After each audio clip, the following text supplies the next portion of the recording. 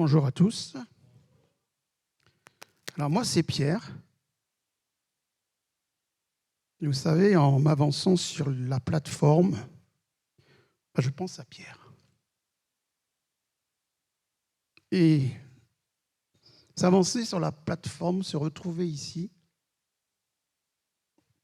c'est comme un peu marcher sur l'eau. J'ai besoin que le Seigneur me porte. J'ai vraiment besoin de lui. Et c'est un privilège pour tous ceux qui viennent sur cette plateforme. Merci à la louange. Merci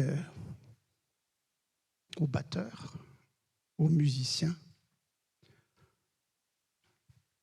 Oui, c'est un privilège. Et j'ai ce privilège ce matin de pouvoir vous servir par la prédication. Alors, je m'appelle Pierre, comme je vous ai dit, et j'aime bien m'appeler Pierre. Je trouve que mes parents, ils ont bien trouvé, franchement, Pierre. Alors, Pierre, je ne sais pas ce que ça évoque pour vous, mais dans la Bible, c'est quand même du lourd, hein, du très lourd. Et ce qui me plaît chez Pierre, c'est qu'il va se distinguer des autres. C'est lui seul qui va marcher sur l'eau. Les autres sont restés dans la barque.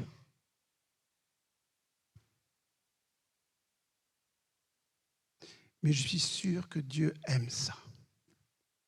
Il aime quand on le cherche. Il aime quand on veut vivre quelque chose avec lui. Voilà. Et à l'instant, on vient de dire, peut-être que la Sainte Seine, c'est devenu banal. Attention. Attention. Si les choses de Dieu deviennent banales, routinières. Alors, ce matin, alors je sais que j'ai que 30 minutes. Je ne sais pas comment je fais pour faire 30 minutes parce que, voilà, il va falloir me tirer dessus parce que j'ai du mal quand même à faire moins de 30 minutes. Mais bon, je vais m'y tenir. Alors, vous savez qu'on a l'habitude de terminer nos cultes par le psaume 23. C'est devenu une tradition. Alors, là-dessus, il ne faut pas non plus tomber dans la routine. Hein. C'est bon, psaume 23, psaume 23, tous les dimanches. À manier avec précaution quand même. Donc, dans ce psaume 23, ça commence par, et on le connaît tous, l'Éternel est mon berger, je ne manquerai de rien. Et dans ce psaume, on a 3 verbes au futur. Je ne manquerai de rien.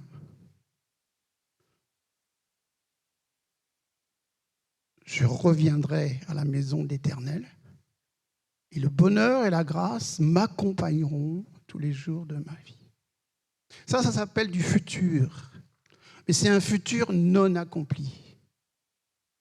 Et donc, quand je dis « l'Éternel est mon berger, je ne manquerai de rien », oui, aujourd'hui, je ne peux pas dire que je manque de rien. Dans mon présent, dans ma vie chrétienne, je manque. Oui, je peux dire je ne manquerai de rien. Mais dans l'instant, dans mon cœur, il y a des soupirs, il y a des attentes, il y a des manques. Et après tout le reste du psaume, tous les verbes sont au présent. Alors oui, il restaure mon âme. Oui, ça c'est pas demain, c'est maintenant ça. Oui, il me conduit vers les sentiers de la justice. Oui, ça c'est maintenant. Ça c'est ce que je vis. Oui, il dresse devant moi une table. Et c'est ce qu'on vient de faire avec la Sainte Seine. Oui, la sainte table du Seigneur. Ça, c'est maintenant. Il y a quoi? Il y a 5 minutes, là. Oui. Il est loin d'huile ma tête et ma coupe déborde. Ça, c'est maintenant. Ça, c'est mon vécu. Et moi, je veux bien la vie chrétienne, mais si c'est toujours pour demain, pour plus tard, oui, quand je serai au paradis, c'est sûr, tout va aller très très bien. Sauf qu'en attendant, je suis ici. Je suis ici. Alors, ce psaume 23 est majeur. C'est partie des sommets de la Bible, c'est clair. Et puis, je vais vous emmener dans un autre passage qui se trouve dans Luc 15. Et Luc 15, c'est aussi un sommet de la Bible. C'est Jésus qui parle. C'est Jésus qui enseigne. Et on va revenir sur 3 paraboles. 3 paraboles fondamentales. Et je vous propose de les décortiquer un petit peu. Dans Luc 15, c'est ce qu'on voit. On voit les pharisiens qui ont toujours quelque chose à reprocher à Jésus. C'est, lui, il mange avec les gens de mauvaise vie, il est toujours avec eux, il les fréquente. Mais la parole de Dieu ne dit-elle pas « Heureux celui qui ne s'assoit pas en compagnie des moqueurs » qui ne marche pas. Là, lui, il est carrément à table.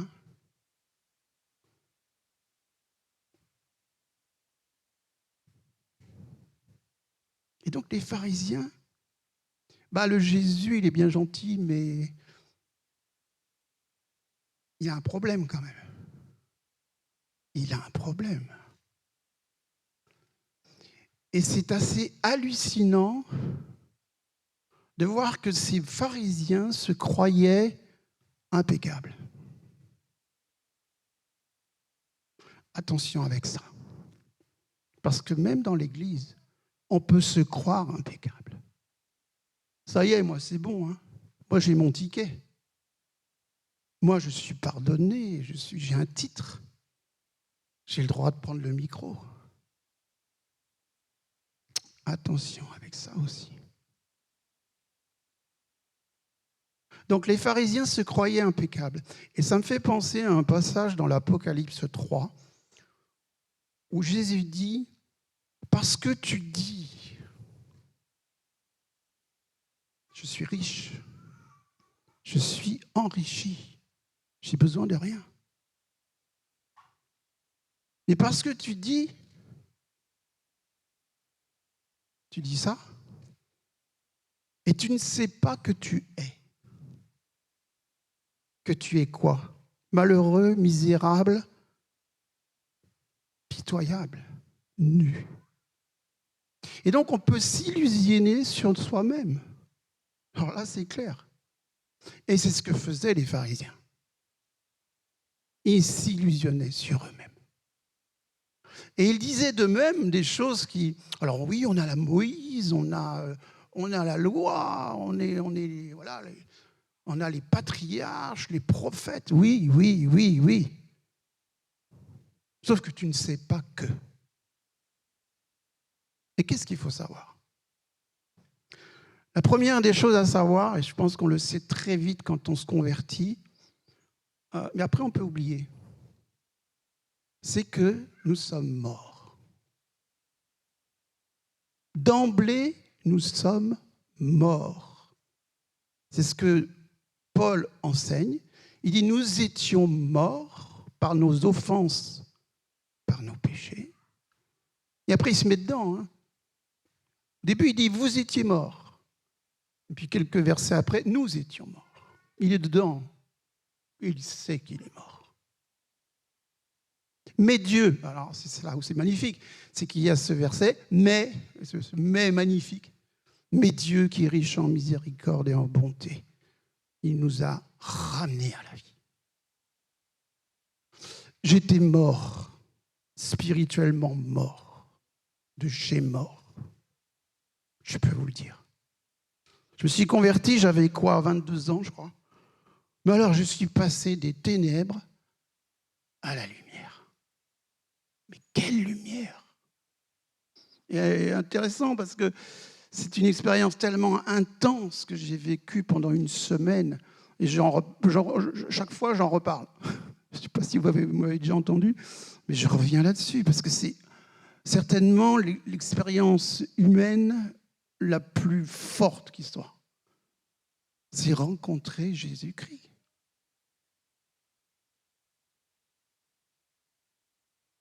Voilà.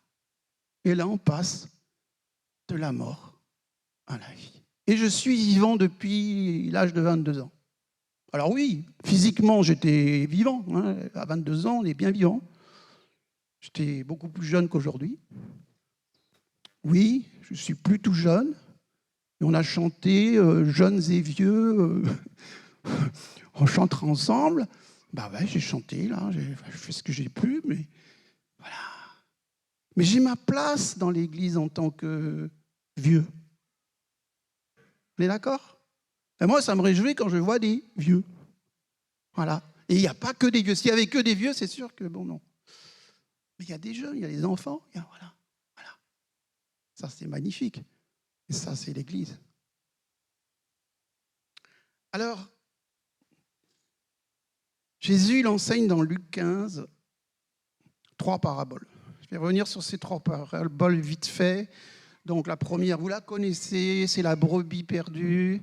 Hein, il y en a 99 qui ne sont pas perdues, puis il y en a une, bon, on ne sait pas ce qu'elle a fait, mais elle s'est égarée.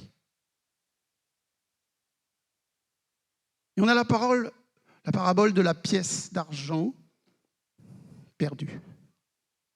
Et puis, Luc 15, là, c'est le fils qui est perdu. Donc, dans un premier temps, c'est une perte d'1%. 1%, une brebis sur 100. Alors, on va dire, bon, c'est bon, elle est perdue, on ne va pas s'embêter à la trouver, quoi. Il y a quand même 99. C'est pareil pour la pièce de monnaie. Là, c'est du 10%. C'est une perte de 10%. Je peux dire, j'ai quand même 9 pièces, quoi.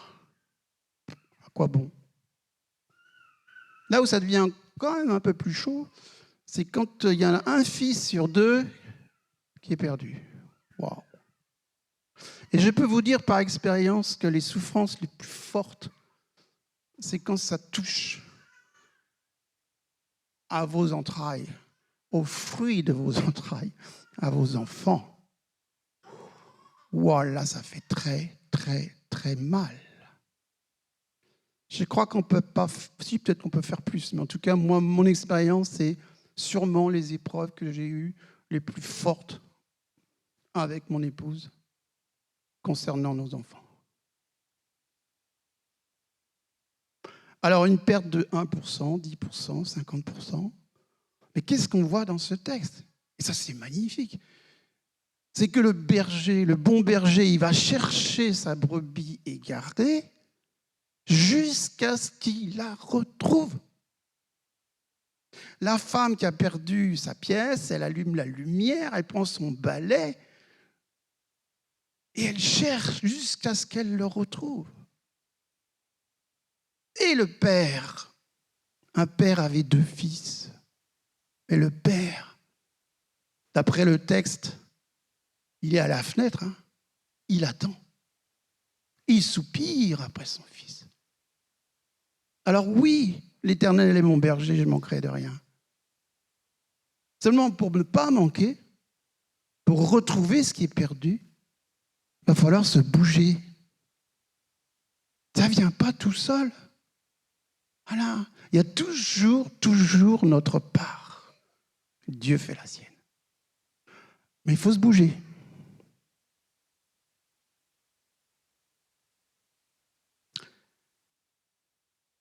Alors cherchez jusqu'à retrouver.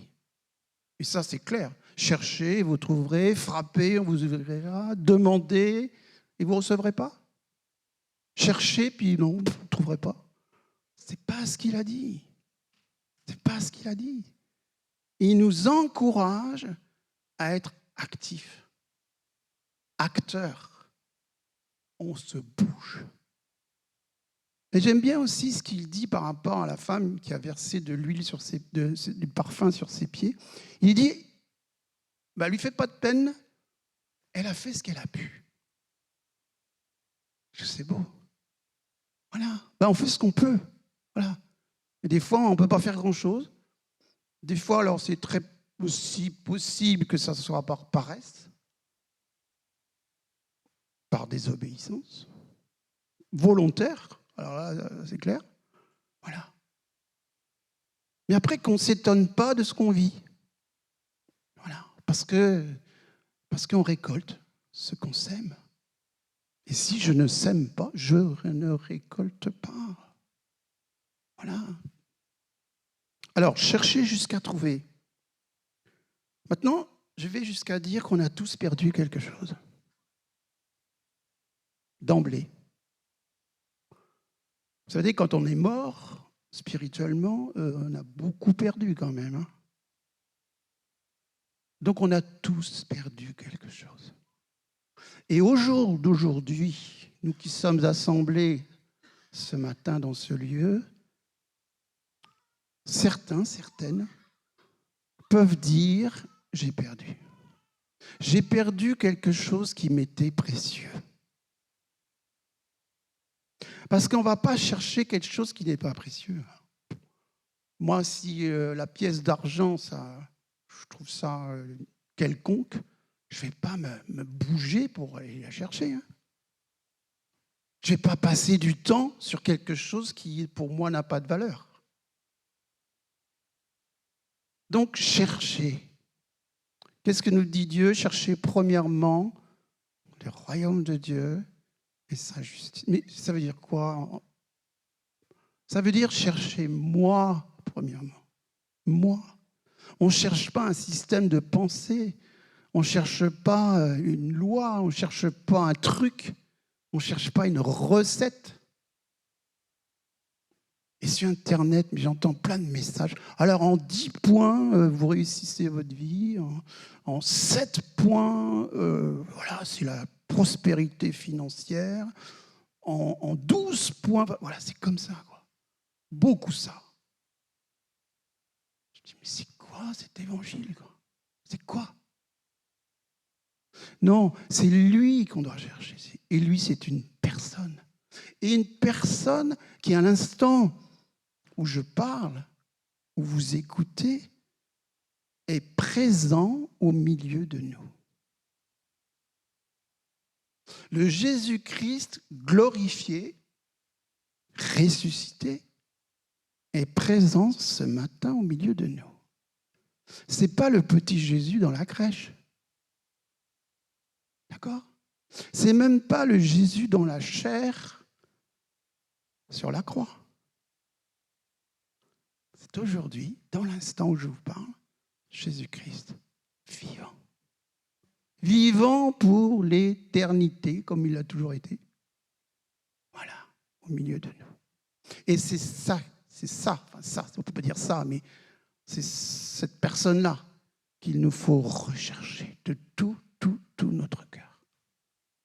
Et ce qui est magnifique, c'est que si on le cherche, on va le trouver.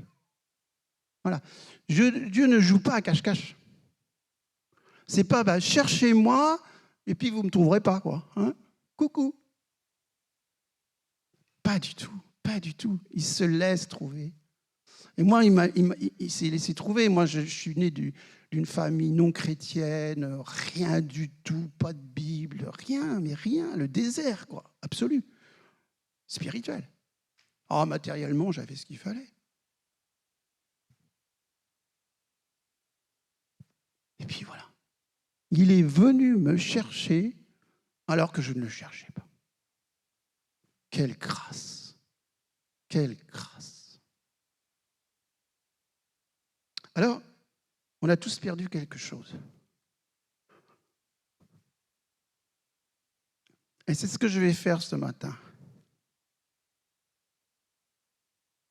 Vous inviter à sonder vos cœurs Et puis dire, alors, est-ce que je suis du genre, je suis riche, je suis enrichi, j'ai besoin de rien. Bon, tant mieux pour vous, hein. Mais normalement, c'est j'ai besoin. J'ai besoin de retrouver ce que j'ai perdu. J'ai besoin de retrouver ce que j'ai perdu. Alors, quand on lit l'Évangile, il y a plusieurs rencontres possibles. Longtemps, j'ai lu l'Évangile comme ça. C'est-à-dire, tiens, il y a un aveugle. L'aveugle, il a perdu la vue. Hein. Tiens, il y a un boiteux.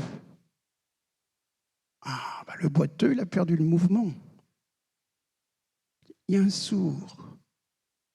Le sourd, il a perdu. Le paralytique, il y en a un, c'est 38 ans quand même. 38 ans grabataire. Lui, il peut dire qu'il a perdu. Alors au début, je lisais l'évangile comme ça. Je disais, bon ben voilà, il y a un sourd, mais c'est pas moi. Moi, je ne suis pas sourd. Il y a un aveugle, mais moi, je ne suis pas aveugle. Enfin voilà, je vous vois. Hein. Je n'ai jamais été aveugle. Il y a des muets. Ah, moi, je n'ai jamais été muet. Sauf que, lisons les choses autrement. D'emblée, nous sommes tous aveugles spirituellement. D'emblée, nous sommes tous muets spirituellement. D'emblée, nous sommes tous sourds. On n'entend pas le Seigneur. Moi, j'entends parfois des jeunes chrétiens qui disent « Bah ouais, mais moi, j'entends rien. » Alors, si c'est un jeune chrétien, je ne me blâme pas trop. Mais si c'est un chrétien qui a une certaine maturité et que je l'entends dire « j'entends rien », ça pose question quand même.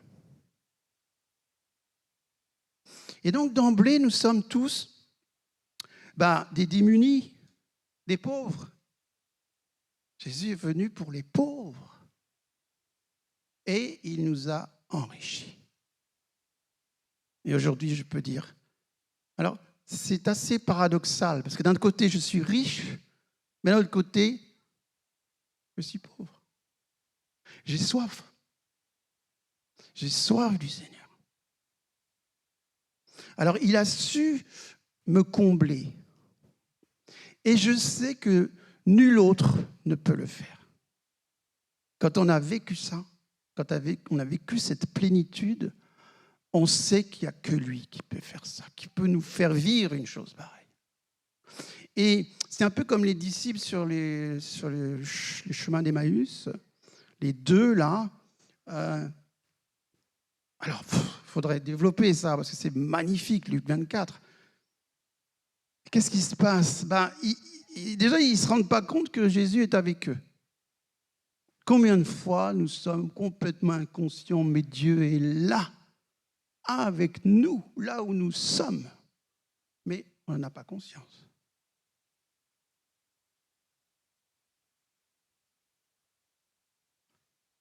Et puis,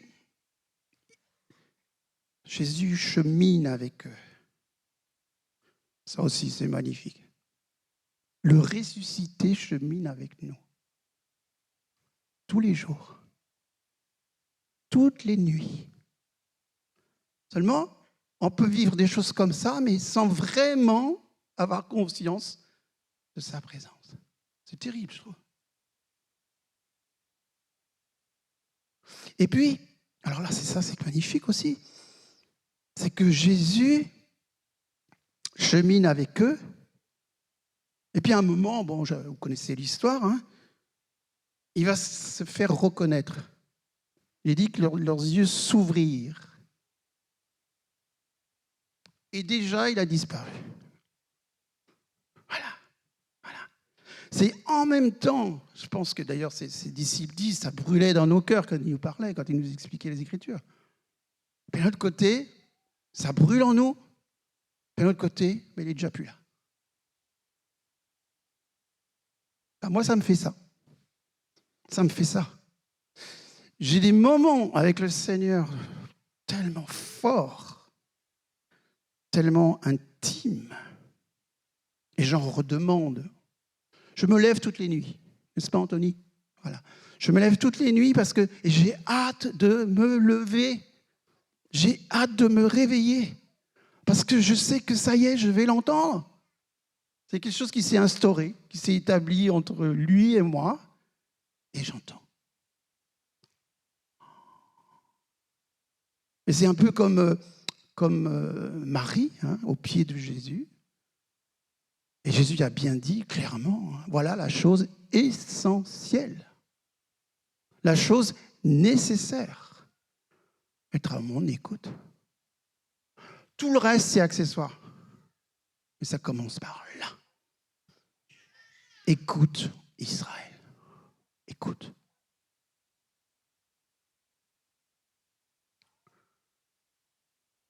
Alors, ce verset fondamental, Jésus est venu pour chercher ce qui était perdu.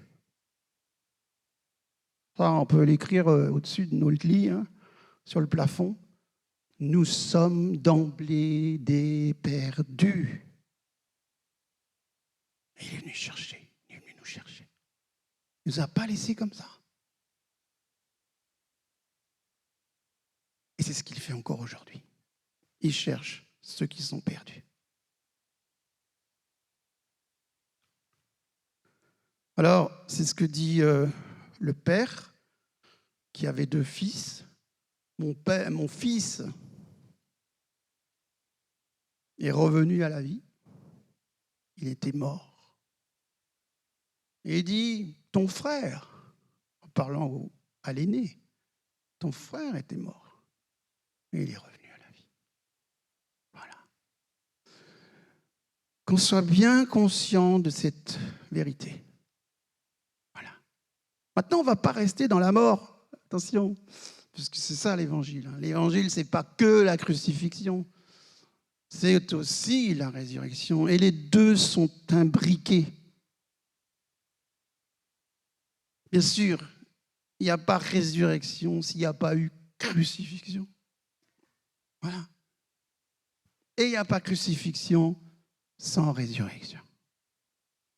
Vous savez, tous les printemps, on a une résurrection qui se déploie sous nos yeux. Quand je vois, moi, les fleurs qui redémarrent, mon cerisier en face de chez moi, là, les fleurs, les feuilles, toutes neuves, toutes neuves. Ce n'est pas les feuilles de l'an dernier, c'est des feuilles toutes neuves. Tous les ans, on a une résurrection. Mais ça, ce n'est qu'un exemple. Mais ouvrons les yeux. Ouvrons les yeux. Alors, oui, il est possible de retrouver ce qui a été perdu. Il est possible de retrouver ce qui manque. Et je sais qu'au milieu de nous, il y a des souffrances. Pourquoi? Parce qu'il me manque ça. J'aurais ça, mais quand même, je serais plus heureux. Alors pour moi, c'est quoi? C'est 1%. Mais alors cet 1%-là, il en vaut 1000. C'est que 10%. Ouais, mais ces 10%-là, mais c'est tellement précieux pour moi. Tellement précieux pour moi. Et Dieu connaît nos cœurs. Et Dieu sait vos attentes, vos soupirs, vos manques. Alors oui, je ne manquerai de rien. Et on a l'assurance que Dieu fera ce qu'il faut. Et qu'il l'a déjà fait. Alors, qu'est-ce qu'il me reste comme temps là? Parce que j'ai encore 7 points à développer, mais vite fait. C'est bon? C'est fini? Je sais pas. Josué? C'est bon? Je continue. Merci beaucoup. Un soulagement. Alors, qui dit résurrection dit changement d'état. Vous êtes d'accord? Jésus saccagé, détruit, ressuscite. C'est un changement d'état. Et la résurrection de Jésus-Christ est fulgurante. Ça n'a pas pris 5 heures. C'est fulgurant. Et il a dit, je suis la résurrection. Et là, on est dans un domaine qui nous échappe, évidemment. Mais, voilà, ça se voit dans toute l'Écriture. Par exemple, je vois un Joseph qui est 13 ans humilié, qui est qui a perdu sa liberté. Et un beau matin, sûrement que c'était un beau matin pour lui, sa prison s'ouvre. Et il y a basculement. Et ça c'est une forme de résurrection. Je passe d'un état à un autre. Il y a plein d'exemples. On va prendre Job. Job, il perd tout. Ah, le Job. Quel régal, ce livre. Parce que ça parle de souffrance. Et puis Job, il récupère tout. Au double. Quelle restitution. Vous savez, mon épouse, en ce moment, qui est atteinte du cancer, elle a perdu ses cheveux. J'avais jamais vu ma femme comme ça. Ma femme a toujours eu les cheveux longs. Elle a des beaux cheveux. Alors c'est ma femme, vous allez dire. Oui, c'est la plus belle. Mais elle a perdu ses cheveux depuis plusieurs mois maintenant. Donc, il n'y a que moi qui l'ai vue comme ça, Anthony. Même pas Émilie l'a vue comme ça. Alors oui, ça fait mal. Ça fait mal. Et c'est pour ça qu'aujourd'hui, je suis dans un manque.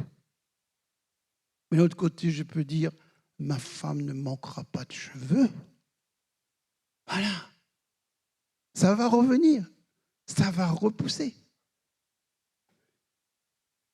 Et c'est même déjà acquis. J'aime bien comment elle dit les choses, parce que quand même, elle a de la chimio assez lourde. Elle dit, mais c'est quoi ce truc, quoi? C'est une blague? Voilà comment elle le prend, quoi. Elle dit, mais c'est un peu décalé, quoi. Sauf que, par cette épreuve, quand je marche, et on revient dans le psaume 23, dans la vallée de l'ombre de la mort, je crains aucun mal. Voilà. Je peux traverser. Et je ne fais que traverser. Je passe de l'autre côté. Hein. Et je passe de l'autre côté debout. Debout. Je ne serai pas terrassé par cette épreuve. Alors, je vais... il faut bien comprendre qu'on a affaire au Christ ressuscité. Quand on dit qu'on a affaire à quelqu'un, c'est qu'on est dans sa présence. C'est que, voilà, il y a une relation. Et ma relation, elle est avec le Christ ressuscité. Pas moins que ça. Alors, dans Luc, comme dans les autres évangiles, à chaque fois, l'évangile se termine par la résurrection. Bien sûr. Sinon, ce n'est pas l'évangile. L'évangile sans crucifixion, sans souffrance, ce n'est pas l'évangile. L'évangile sans résurrection, sans changement d'état, ce n'est pas l'évangile. Et j'ai vécu personnellement des changements d'état. Et l'auteur de tous ces changements, je peux en témoigner, c'est lui. Ça ne peut être que lui, d'ailleurs, pour faire un truc pareil. Voilà. Alors, dans Luc, on va prendre juste Luc, le dernier chapitre 24. Il y a 7 vérités qu'il faut, je pense, intégrer. 7 vérités qui montrent 7 changements que Dieu opère en nous à partir du moment où nous, on fait notre part. 7 ouvertures, j'ai envie de dire. cette résurrection, cette... comment expliquer ça? Je passe de ça à ça. Voilà. Voilà. Alors, on va aller Luc 24, donc j'ai versets 2, 27, 31, 36, 45, 51 et 53. Voilà. Ça fait 7 versets. Mais regardez ce qui se passe dans l'Écriture. L'Écriture qui est la vérité et qui nous concerne tous. Tous. Ce qui est écrit dans la Bible me concerne. Premièrement, il ouvre dans Luc 24, 2, nos tombes.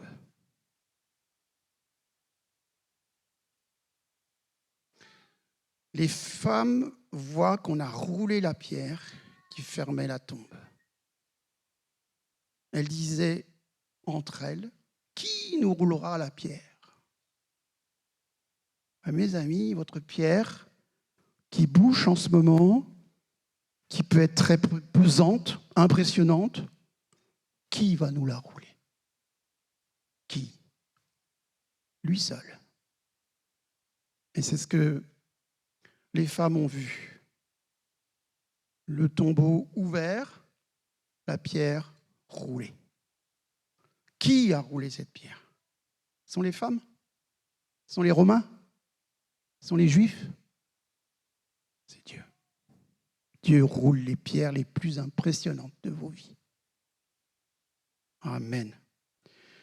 Dans le verset 27, toujours Luc 24, il nous ouvre les Écritures. Je lis, en commençant par Moïse et par tous les prophètes, il leur expliqua dans toutes les Écritures ce qui le concernait. Dieu nous ouvre les Écritures et on a besoin qu'elles nous soient ouvertes. Et je remarque que dans ma vie chrétienne, plus j'avance et plus les Écritures s'ouvrent à moi. Très souvent, on dit, on lit la Bible. Et moi, j'ai envie de dire autrement.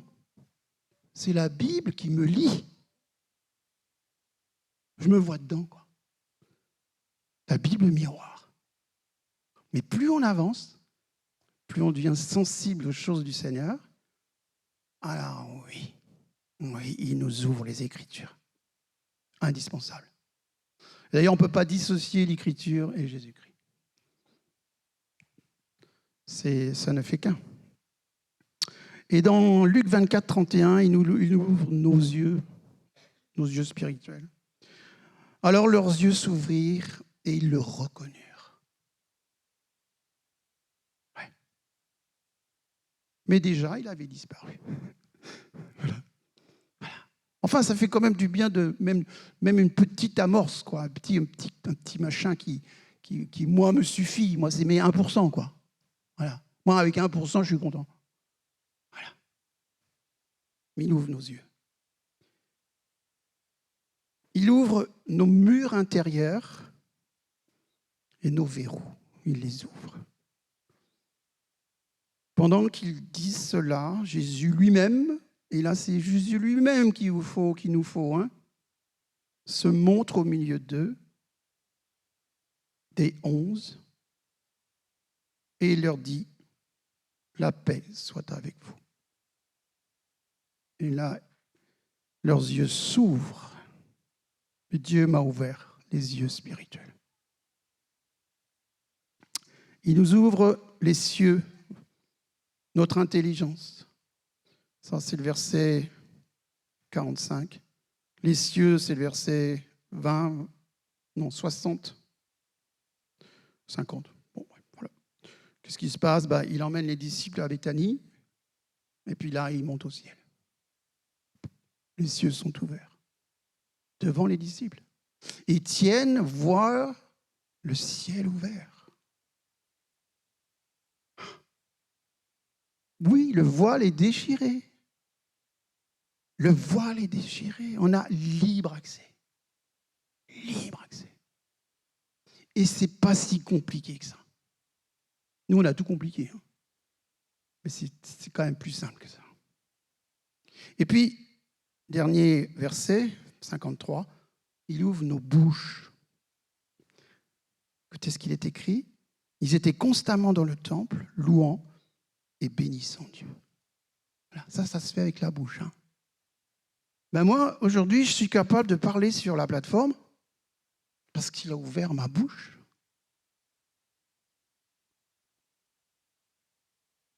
J'étais muet. Mais c'est avec joie que je parle ce matin. Et je sais que ce que je dis, c'est paroles de vie. J'invente rien. J'entends et je transmets. Voilà. C'est ça. Et si j'ai bien entendu, parce que je me suis préparé de longues heures, mais j'ai entendu. Et après, une fois que j'avais entendu, j'avais tout le déroulé de ce que je viens de dire. Et j'ai même la suite de ce que je viens de dire. Alors ça va être quoi la suite? Je vous propose, pour ceux et celles qui pensent pouvoir dire « j'ai perdu quelque chose »,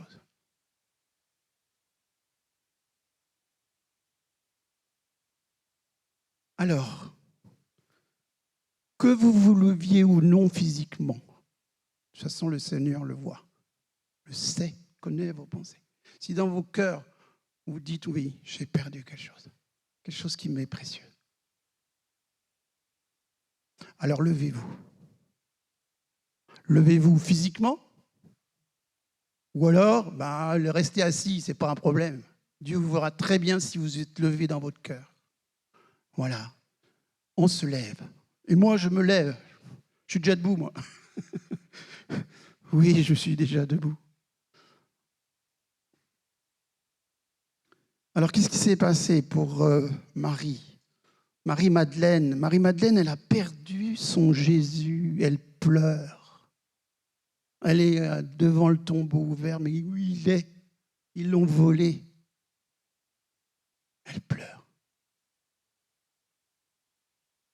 Elle pleure. Et puis, le texte dit qu'il y avait un jardinier dans le coin. Enfin, elle pensait que c'était le jardinier. Ce n'est pas le jardinier, c'est Jésus. Et qu'est-ce qu'elle fait? Elle se retourne. Et là, elle voit Jésus. Debout. Il n'est plus couché dans la tombe. Il est debout. Il est vivant. Il est ressuscité. Et là, celui qu'elle avait perdu, qu'elle croyait avoir perdu, il est devant elle. Dieu ramène ce qui est passé.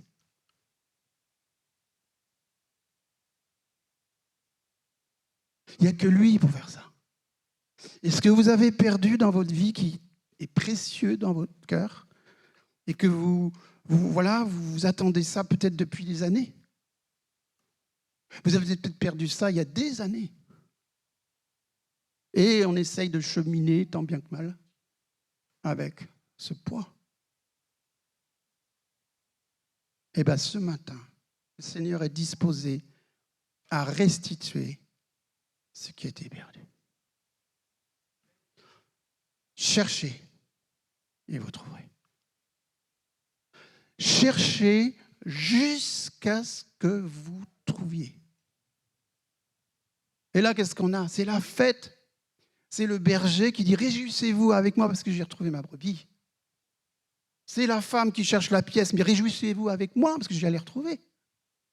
Et c'est le fils, et c'est le père qui se réjouissent parce qu'ils se sont retrouvés. Voilà. Ça, mes amis, c'est l'évangile. Alors, on ne reste pas affligé. Et là, c'est une démarche de foi, comme toujours. La vie chrétienne est une marche par la foi.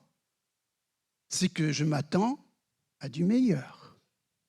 Et je suis en droit de l'attendre. Parce que Jésus a payé le prix pour que je vive autre chose que ce que je vis maintenant. Que je vis du meilleur. que je vis, on va dire, oui, le lait et le miel. C'est notre héritage. C'est notre héritage. Et donc, qu'il en soit ainsi pour vous, que cette parole descende dans vos cœurs, fasse son œuvre, et puis on va avoir des témoignages. On va avoir des témoignages. Voilà, merci.